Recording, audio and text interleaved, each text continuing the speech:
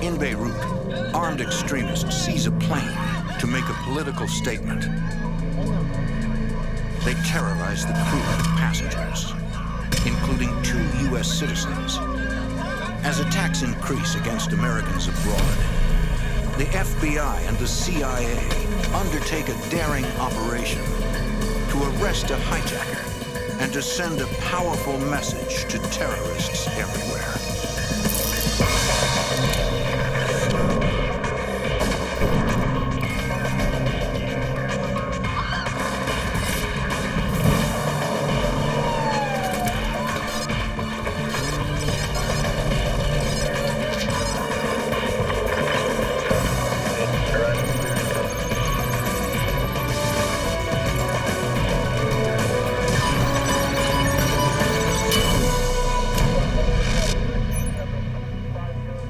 In the 1980s, the United States faced a deadly new enemy abroad, an expanding network of terrorists targeting American interests.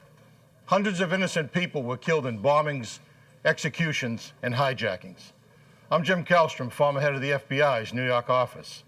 As the violence escalated, the U.S. government responded with new laws that gave the FBI broader powers to go after these radical extremists. This is the story of one of the FBI's first cases in the war on terrorism, a war that started long before September 11th. Hi there. How are you doing today? Thank you.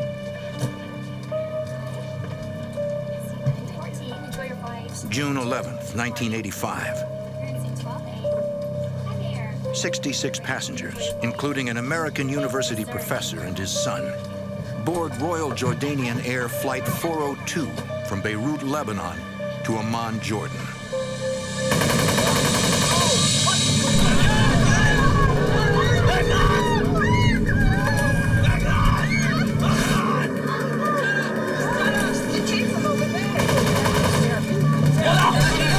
A gang of heavily armed terrorists overpowers the passengers and crew.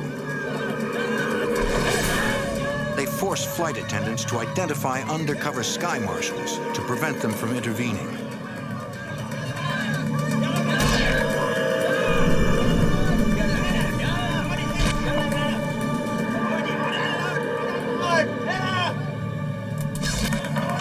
The lead hijacker forces his way into the cockpit and orders the crew to take off. Once in the air, he demands that the captain fly to Tunis. The captain does not speak Arabic. His co-pilot translates. The hijacker wants to force a meeting with the Lebanese ambassador and the chairman of the Arab League, Chadley Khalibi. The goal, to make demands, including the removal of 20,000 Palestinians from Lebanon. As the plane flies toward Tunis, the terrorists beat and torture the sky marshals. They appear to have complete control until the aircraft finally enters Tunisian airspace. Former member of the FBI's International Terrorism Squad, Special Agent Tom Hansen. They were denied landing authority, and in fact, the Tunisian authorities blocked the runways with fuel and water trucks. The main hijacker had conversations over the aircraft radio with the tower. This went back and forth for an extended period of time, and he was simply unable to break the Tunisian will to allow the aircraft to land. Unable to force a meeting with Arab League Chairman Chadley Khalibi, the hijacker reads his statement to the control tower. The aircraft continues to circle the Tunis airport, becoming dangerously low on fuel. The pilot convinces the lead hijacker that to avoid crashing, they must fly to Palermo, Italy to refuel. When we're dangerous, we won't fuel. We're going to land in Palermo.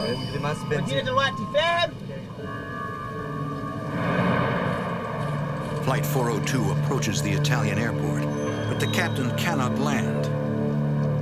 The runways there are also blocked.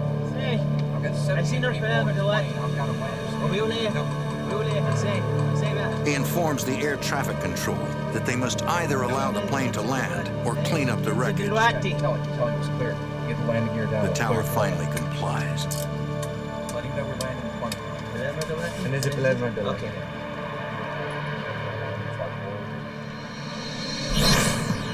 Once they are on the ground, the hijackers demand that the plane be refueled. Airport authorities at Palermo refuse. The Italians stall for time with a simple deception. They notified the flight deck that they had notified the Arab League and that they were making all attempts and felt confident that they could get Chadley Kalibi to travel from Tunis to Palermo to meet with the hijackers. The hijacker is suspicious. Why would Chadley Kalibi travel to Palermo when he refused to meet him at Tunis airport? After an hour of waiting, the hijacker tells the tower that he will throw 2 children from the plane if airport authorities do not send out a refueling truck. Okay.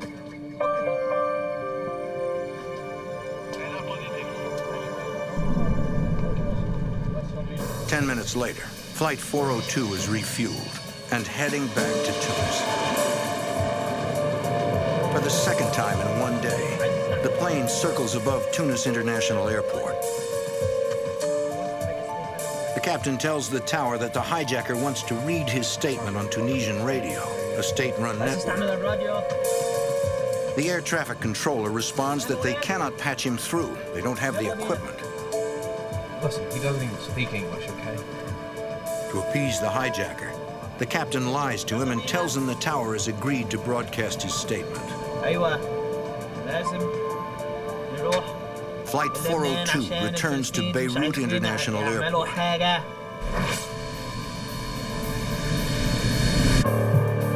Another terrorist boards the plane.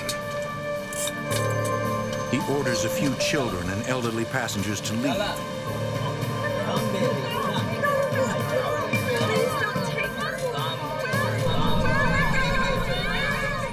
He relays a message from a superior, instructing the lead hijacker to fly over Jordan and Syria to read their proclamation.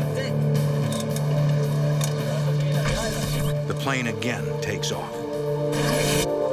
But after spending more than 24 hours in the air, the lead hijacker decides to turn back. He did not feel that they were getting a bang for their buck, so to speak. So the aircraft never went to Jordan and never went to Syria. The aircraft circles Lebanon for several hours before finally landing in Beirut. Determined to get their message across, the hijackers rigged the nose of the aircraft with plastic explosives. At 9 a.m., the lead hijacker calls the tower. He vows that if 20,000 Palestinian refugees are not expelled from Lebanon by 2 o'clock that afternoon, he will kill the remaining hostages.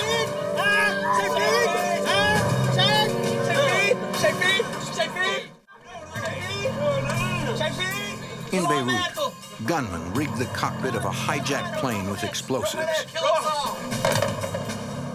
Aboard are 66 passengers, including 2 United States citizens and 9 crew members. The hijackers tell the tower that they will kill all the hostages if the government does not expel more than 20,000 Palestinians from Lebanon by 2 p.m. FBI Special Agent Tom Hansen. Without any real notice, the passengers were ordered off the aircraft and instructed to enter into the terminal building. Inexplicably, their 30-hour nightmare is over. The hijackers place hand grenades around the cabin. With the aircraft emptied and in the presence of international media, the hostage takers deliver one more emphatic statement.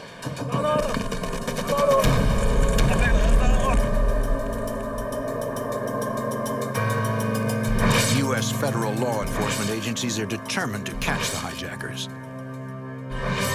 For the FBI, it is an historic moment.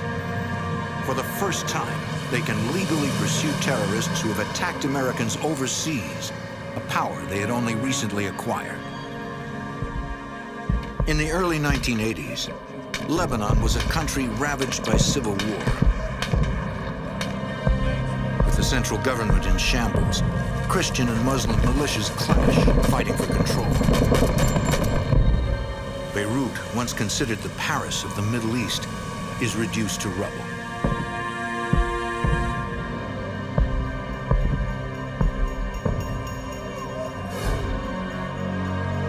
The situation further deteriorates, eventually forcing the U.S. Marines to deploy to Lebanon as part of a multinational peacekeeping force.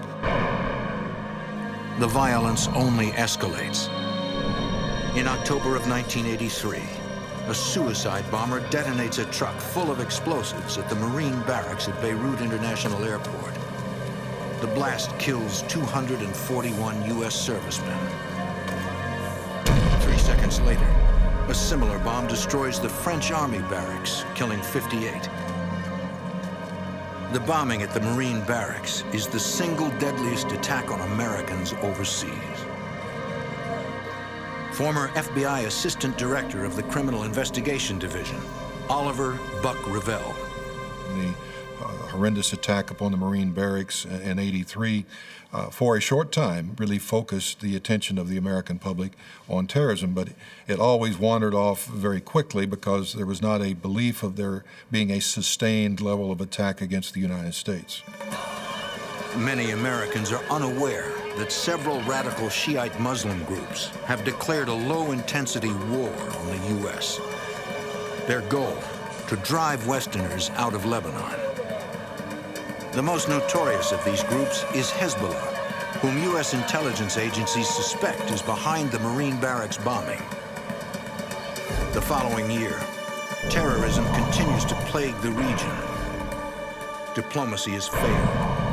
Peacekeeping forces have proven ineffective. And the FBI only has the legal authority to monitor international terrorism. Special Agent Tom Hansen. We had no real jurisdiction to operate overseas or to prosecute those who committed acts outside the borders of the continental United States. To give U.S. authorities broader international powers, Congress enacts the Comprehensive Crime Control Act of 1984. This new law allows the FBI to apply existing kidnapping and air piracy laws to crimes committed against American citizens overseas. So from that point on, any terrorist group who took an American hostage anywhere in the world, including aircraft hijackings, became the subject of an FBI investigation. The hijacking of the Royal Jordanian flight violated the anti-hostage-taking statute that had been passed in 1984 for the very first time, and it involved the FBI then initiating an investigation, even though the plane had never been in the United States and it was not a U.S. carrier. There were Americans on board, they were held hostage, and therefore the statute was violated. Tom Hansen becomes the lead agent on the case.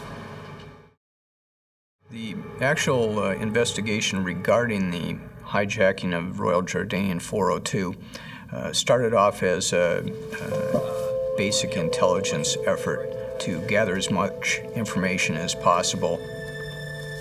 The FBI knows the two most active terrorist groups in Beirut are Hezbollah and the Amal militia, another Shia faction formed during the Civil War. Here's the plane.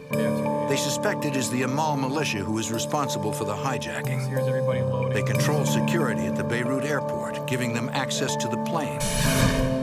Also, the hijackers' anti-Palestinian statements are typical of the group. Former FBI Executive Assistant Director Buck Revell. There was a dichotomy between the Hezbollah and the Amal, in that the Amal wanted to remove the Palestinians from the south of Lebanon to send them back into Israel or elsewhere, whereas Hezbollah was supportive of the Palestinian movement, particularly the PLO. Both groups use extreme measures to get their message across. 3 days after the hijacking of Flight 402, 4 Hezbollah gunmen hijacked TWA Flight 847 in Athens and forced the pilot to fly to Beirut. This was primarily an American flight. There were over 140 passengers on board, many of them American citizens. The Hezbollah made a number of demands in conjunction with this aircraft hijacking, specifically for the release of certain Hezbollah Shia prisoners, as well as certain Palestinian prisoners. Demands which, of course, the United States had no control over, and of course it was against U.S. policy to make concessions to terrorist organizations. The hijackers forced the TWA jet to fly back and forth between Beirut and Algiers. At each stop, they released women and children. In Beirut, the terrorists decide to prove they are serious about their demands. They kill U.S. Navy diver Robert Steedham. They executed him in cold blood, threw him out on the tarmac there at Beirut International Airport, which of course enraged all of us and caused us to rededicate ourselves that this wouldn't stand. We would go after these people as long as it took. 39 hostages remain, all Americans. The hijackers move them off the plane and hold them at several locations around Beirut. President Ronald Reagan reacts. Terrorists, be on notice. We will fight back against you in Lebanon and elsewhere. We will fight back against your cowardly attacks on American citizens and property. Authorities consider possible diplomatic strategies. There were continuous meetings in the sit room at the White House. We were trying to come up with some basis to effect the release of the hostages. This was probably the most stressful circumstance during my 12 years in charge of the terrorism program. We were using every intelligence means available to us. CIA assets, technical means, intelligence from allied services, through diplomatic channels. It was an all-out effort to obtain any and all information about who was holding the hostages, where they were being held, under what circumstances, and of course any information that would allow us to locate and potentially rescue the hostages. As U.S. agencies gather intelligence, 39 American lives hang in the balance. June 1985. Hezbollah gunmen hijacked TWA Flight 847 in Athens and forced the pilot to fly to Lebanon. They hold 39 passengers hostage all over Beirut. The U.S. Department of State applies diplomatic pressure, trying to secure the release of the hostages. Former FBI Executive Assistant Director Buck Revell. We were putting pressure on the Syrians, pressure on the existing Lebanese government. We were using surrogates such as Egypt and Jordan. So it was really an all-out effort to use any and everyone that might have some ability to try and bring pressure on the Hezbollah to release the prisoners. Finally, President Hafez al-Assad of Syria offers to negotiate with the captors and convinces them to release all 39 hostages. President Ronald Reagan gives voice to the nation's collective sense of relief. The 39 Americans held hostage for 17 days by terrorists in Lebanon are free, safe, and at this moment, on their way to Frankfurt, Germany. They'll be home again soon. This is a moment of joy for them, for their loved ones, and for our nation. With the hostages safe, U.S. authorities turn their attention to finding the hijackers. FBI agents debrief the hostages of TWA Flight 847. Special Agent Tom Hansen. Many of the passengers were shown photo spreads of previous suspects in hijackings, kidnappings, to determine whether or not any of these individuals were involved in the TWA incident.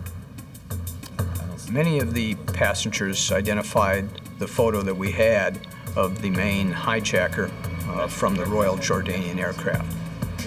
Hansen learns that the lead hijacker of Royal Jordanian Air Flight 402, a member of the Amal militia, guarded hostages from the TWA hijacking.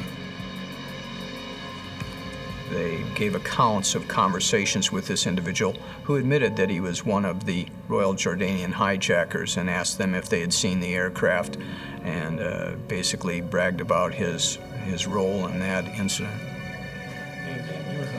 Investigators have identified a prosecutable subject. But gathering information on a Beirut-based terrorist is difficult at best. At the time, a boundary called the Green Line divides Beirut into the Christian East and the Muslim West. Dwayne Dewey Claridge is a former division chief in the Central Intelligence Agency's Directorate of Operations. West Beirut was no man's land for Americans, or even for many Lebanese.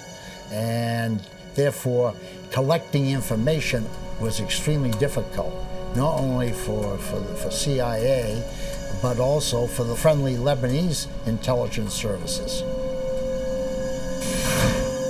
But the CIA is relentless. Embedded operatives in Beirut continue interviewing informants. Their persistence pays off. They learn where the Royal Jordanian Air hijacking suspect lives. The only problem, U.S. authorities are powerless to go after him. It just wasn't possible to coordinate with the Lebanese authorities to hand over the main subject. There was no specific government really in control. Terrorism continues to spread throughout the world. In 1985 alone, there are 812 incidents of international terrorism. 926 people are killed, including 23 Americans.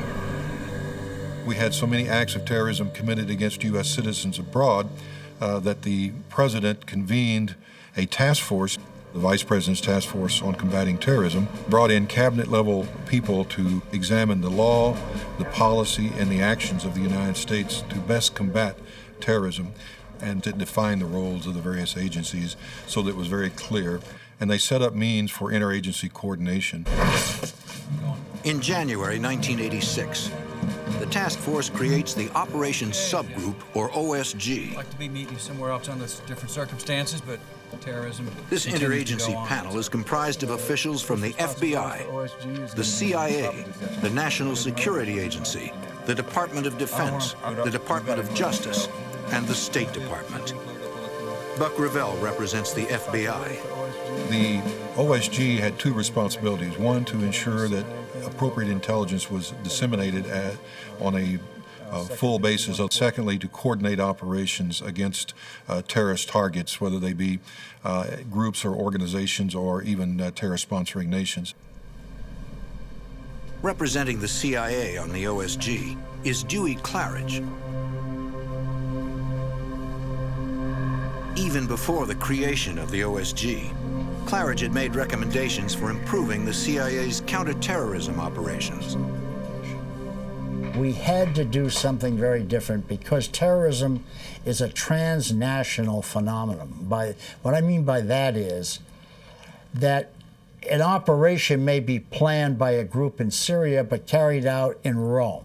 Now, the U.S. government, like all governments, is organized on geographic lines, no matter what agency you're talking about.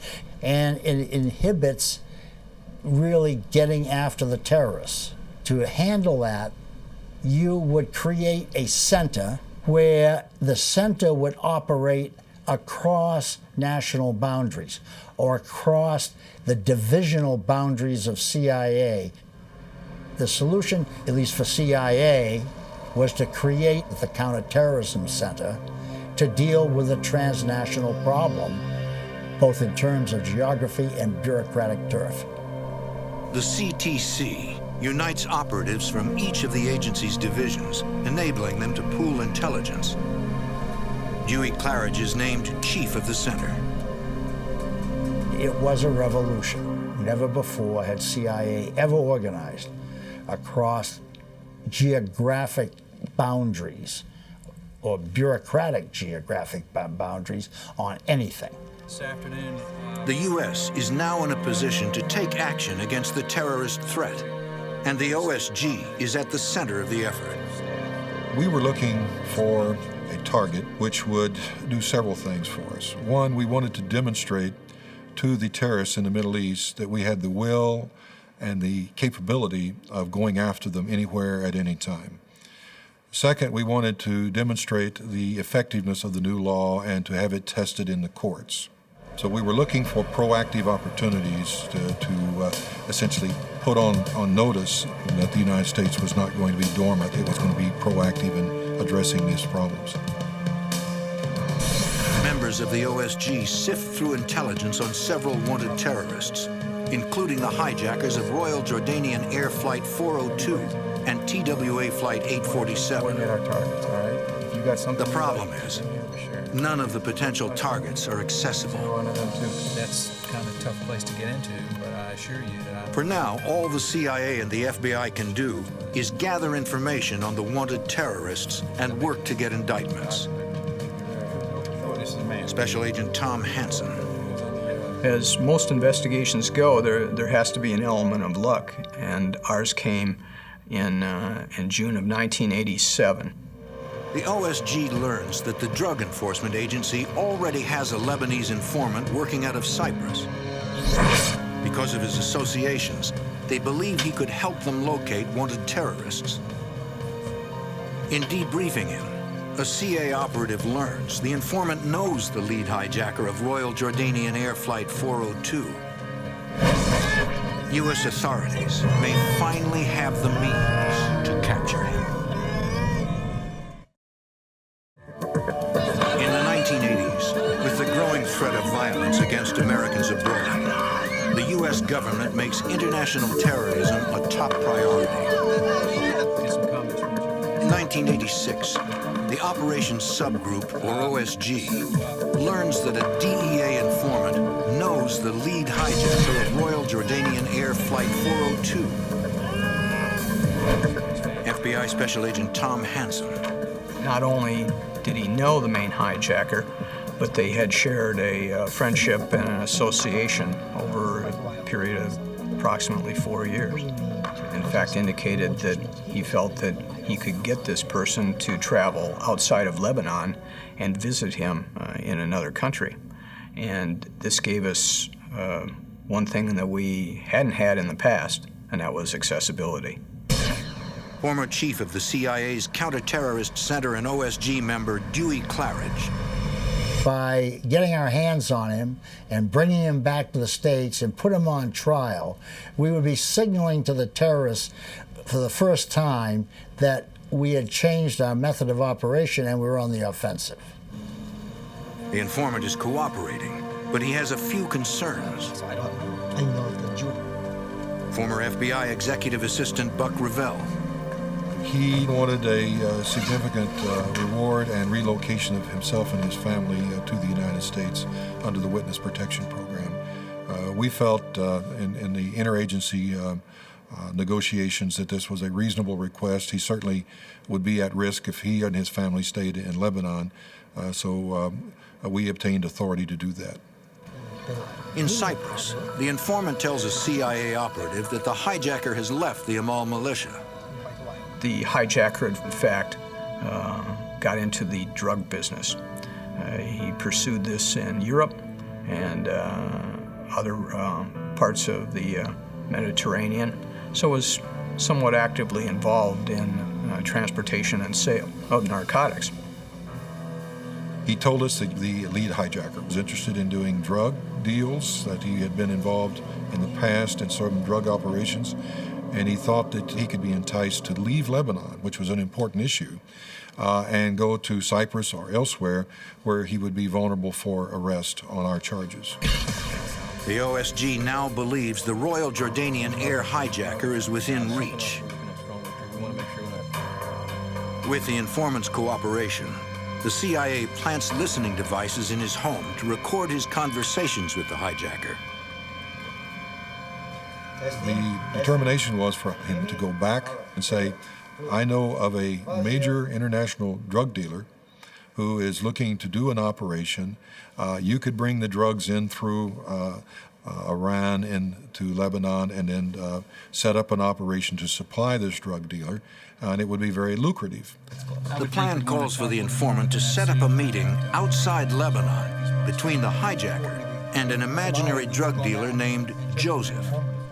The OSG decides the meeting will take place on a yacht in international waters. We did not want any operation that we undertook to involve violations of the sovereignty of another nation. The OSG considers whether the U.S. military or the FBI should make the arrest. Good news for you. She just handed me a memo. Former commander of the FBI's hostage rescue team, Special Agent David Woody Johnson. The basic plan was that any counter-terrorism operation that occurred outside the United States or its territories would be handled by the military. Anything that occurred inside the United States or its territories, HRT would handle. And so now we got a situation where we may want to go over and grab a guy overseas. Do you use the military teams or do you use HRT? And that had to have been debated at the Attorney General, Department of Defense level. And they finally described it as an arrest. So we're going to use the hostage rescue team in spite of the fact that we're going to do it overseas. They choose the HRT because the FBI has arrest powers and the military does not. Members of the HRT are law enforcement officers trained to do hostage rescue and testify in a U.S. court of law. The idea was to try to take him alive and bring him back here and prosecute him. So I think the idea was to make a bigger political statement. We wanted to make sure that the terrorist groups and organizations, particularly terrorist sponsoring nations, knew that the United States had both legal authority and the will to carry out whatever operations were necessary. And we knew that it had to be done with interagency cooperation. This operation took a very long time to plan. We didn't want to violate the sovereignty of another nation. We did not want to undertake this and not succeed. That would send exactly the wrong message. The plan is ready to implement. The final hurdle is obtaining the president's approval. As I was going to Washington National Airport to catch a commercial flight under just a regular passport to Athens, I received a telephone call in the Bureau vehicle from Ed Meese, the Attorney General. And he advised me, he said, "Buck, I just briefed President Reagan. It's a go. Good luck, and I'll talk to you on the other end."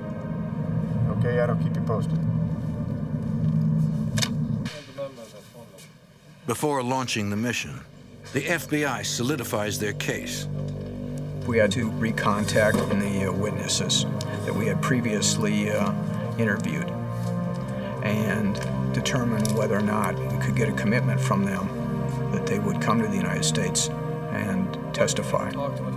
Several passengers and crew of Flight 402 agree to take the stand if necessary.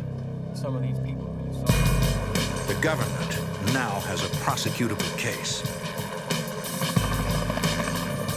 The plan, dubbed Operation Goldenrod, is set into motion.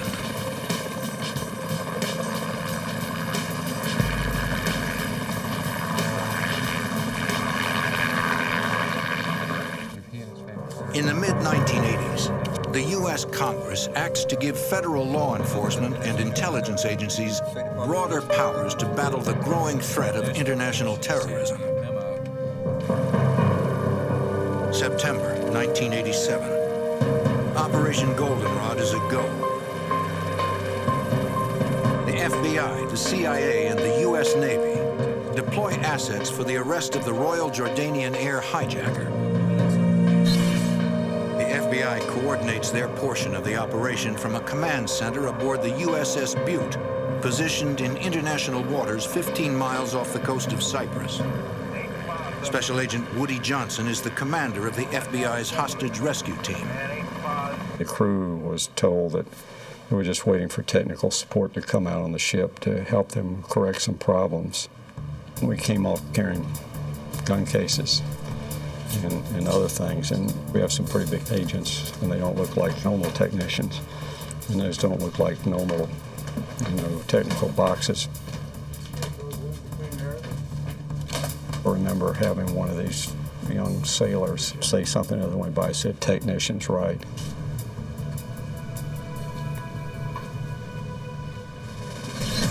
In Greece, HRT member Special Agent Don Glasser rents the yacht where the arrest will take place.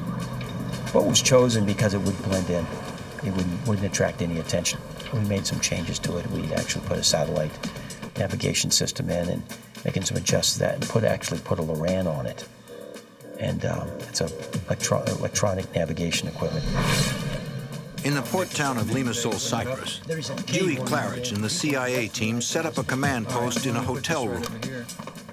We had a communications officer with us and a lot of aluminum trunks of equipment, which were passed off as photographic gear. And we had satellite communications back to Washington, to EUCOM at Stuttgart, that's the U.S. military command at Stuttgart. And of course we had communications with the Butte, with the yacht, and headquarters was patching our communications through to the FBI headquarters, the White House, and whoever else. Everybody wanted to be in on this, know what was going on. Under sail off the coast of Greece, the FBI arrest team alters the appearance of the yacht to protect the owner's identity. We changed the flag from a Grecian flag to Italian flag. We've changed the home port and the name on the hull, and we turned the life preservers all around, which had the name of the boat on it. Former FBI Executive Assistant Director Buck Revell oversees the Bureau's command center on the USS Butte. We had emergency response team. We had a helicopter turning up on the deck, on the aft deck, ready to immediately respond with automatic weapons and other capabilities to defend against any attempt by pirates or terrorist groups to intercede in the operation.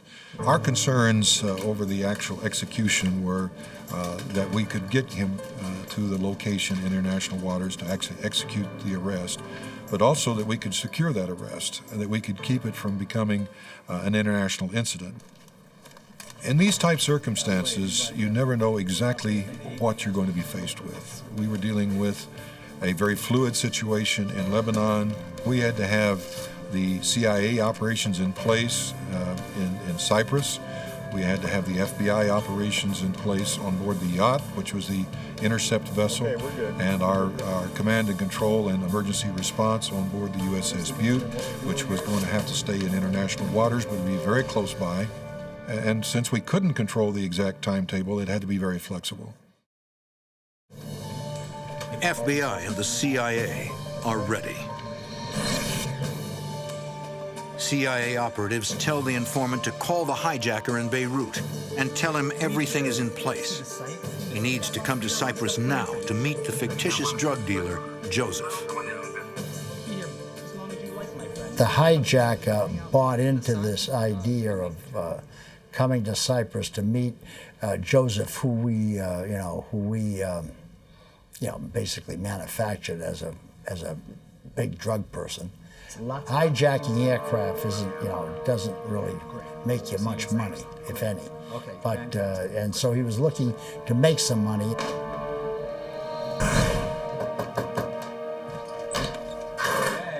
The hijacker arrives at the informant's home, where he will stay until the operation begins. We made sure that not only did he throw money around quite lavishly when he brought the hijacker over to Cyprus, but he had showed him a suitcase full of money that certainly impressed the hijacker. He got the hijacker to state on tape that he indeed was the chief hijacker of the Jordanian aircraft. This is something Justice Department wanted very much.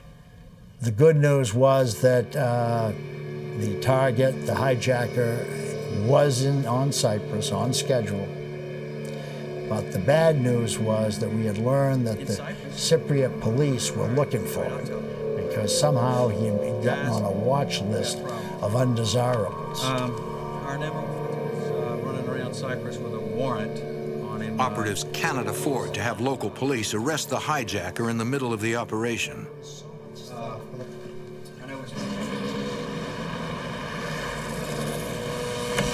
The CIA decides to have the informant move himself and the hijacker into the same hotel where they have the command center set up. I felt we could take that risk because it was a weekend. And it was unlikely that the police would energize themselves to run around, particularly to a high-class hotel and a new one at that, searching for this fella.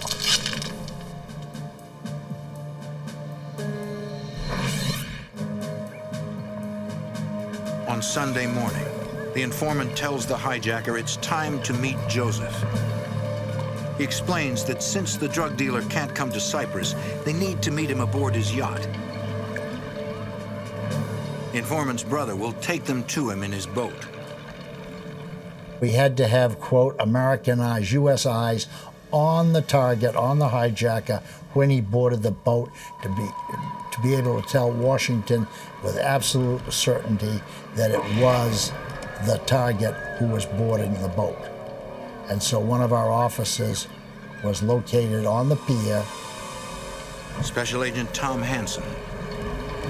The boat departed with the cooperating witness and the main subject on time and headed out towards the yacht.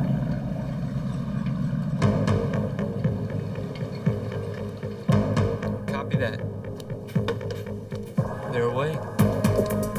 We informed everybody on the communications net of that fact and that the operation was underway. We asked for Washington to begin to implement the extraction of his relatives, near relatives, sisters, brothers, and children from various places around the Middle East, which had been part of the deal. Yeah. All right. We had a picket boat system in place to act as guideposts for the cooperating witness to navigate from. FBI's hostage rescue team commander, Special Agent Woody Johnson. My job is to worry about the people that are working for me, and it's a concern if this is a double cross. Have they set us up? Is he, going along with this thing, but they're sitting in a boat somewhere waiting on us, and then they're going to come charging in on us on the yacht, and we're going to end up in a fight on the water. For now, all the FBI can do is wait. Undercover FBI agents await the arrival of the Royal Jordanian Air Hijacker in international waters 12 miles off the coast of Cyprus. FBI's hostage rescue team commander, Special Agent Woody Johnson. We pre-positioned the HRT guys on the deck, openly there with the appearance that we're bodyguards for the drug dealer. Get that fender ready to go over. Also on deck are two female FBI agents to act as diversions and help put the hijacker at ease. The rest of us were secreted down below deck with a sniper in the pilot house in the event somebody shows up that we didn't expect. Or if these guys suddenly jump up and have got weapons and start shooting, we can defend ourselves. Special Agent Don Glasser. Everything looked normal on our boat. The female agents were waving to him, beckoning him to come aboard the boat. I keep thinking this seems to be too easy. Is this guy, have they set us up?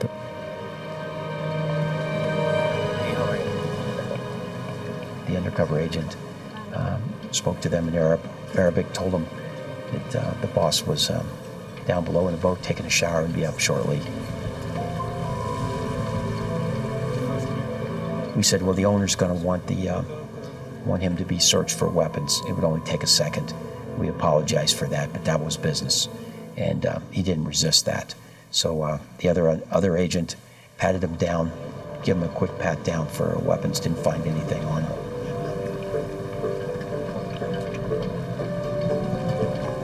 Clean. Go downstairs. The other agent escorted him back to the cockpit area where he nodded to me, which was the signal that we'd execute the arrest. The HRT operators came up from the cabin. He was very surprised. I'm not sure who he thought we were. He was absolutely terrified. Did not resist us. We put leg irons on him and we called the ship. Agents send word of the successful arrest. All right. We're out of here. At that point, we knew that we'd done what we were supposed to do, deliver the target to the Bureau, and so we closed down the command post very rapidly, checked out of the hotel. As soon as the arrest was made, we launched a boat from the Butte. Butte is 900-foot ship, so we're talking big. Comes up over the horizon, and we came up alongside of it. And the captain was playing patriotic music over the loudspeaker. You could hear it. And he was flying a huge American flag off the back of it. At that point, he's telling the crew what's going on. He said, we were striking back, and you had the opportunity to be a part of it. I'll tell you, one of the things that was really a thrill and actually kind of choked me up is when we came up on the deck. There probably 200-300 of the crew were up on the deck, and they were cheering and clapping. And it just really was kind of an emotional experience. The Butte immediately headed west in the Mediterranean to link up with the aircraft carrier USS Saratoga. Agents interview the hijacker aboard the Butte. The debriefing of the terrorist was very helpful to the U.S. Intelligence community and getting an overall appreciation and understanding of the dynamics of circumstances in South Lebanon, the relationship between the Amal and the Hezbollah and the Lebanese government, and also the involvement of both Syria and Iran in that area. We transported him to the Saratoga aboard military helicopter. From there, FBI agents transfer the hijacker to an S-3 Viking for the long trip to the United States. During its trip back to Washington, D.C., it had to perform 2 in-air refuelings. Once the flight was completed, it represented the longest continuous flight from the deck of a U.S. carrier that the military had ever performed. After a 13-hour flight, the S-3 lands at Andrews Air Force Base in Maryland. The Flight 402 hijacker is immediately taken to Washington, D.C. for arraignment. In 1989, the hijacker is tried, convicted, and sentenced to 30 years in prison for conspiracy, air piracy, and hostage-taking. The arrest and prosecution was the first instance of U.S. law bringing an individual into custody overseas, bringing him to the United States, and prosecuting him in federal court for a crime in which neither he nor the victim nor the act or circumstance ever touched U.S. territory. It was our hope that by carrying out such an audacious act, that we would send a very strong signal to the terrorists that the game had changed, that we would no longer be essentially passive, but we'd be proactive in pursuing them across the entire world if necessary. Operation Goldenrod was the first success of its kind in the U.S. government's new war